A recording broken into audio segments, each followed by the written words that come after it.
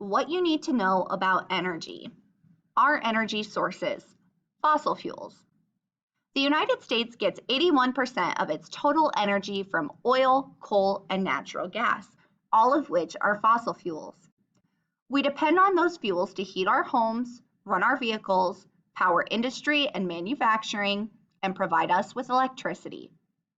Eventually, the degree to which we depend on fossil fuels will have to decline as the planet's known supplies diminish, the difficulty and cost of tapping remaining reserves increase, and the effect of their continued use on our planet grows more critical.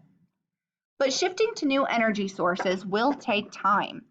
In the meantime, how do we use fossil fuels in the most efficient and environmentally responsible way? In 2015, 33.2% of U.S. electricity came from coal, roughly equal to natural gas, but greater than nuclear power or renewable energy sources.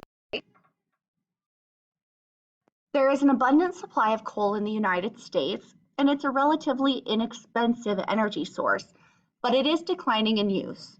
What are the costs of mining and burning this resource, and is there a good way to address them? America relies on its domestic supplies as well as imports of petroleum, about 1/4 of the amount we consume from a handful of nations. The United States depends heavily on oil, which accounts for 92% of all consumption in the transportation sector and 26% in the industrial sector. Learn about the implications of continuing to rely heavily on this energy source. The United States has abundant deposits of natural gas and imports less than 4% of the total amount consumed annually, chiefly from Canada. In 2015, 29% of the U.S. total energy supply came from natural gas.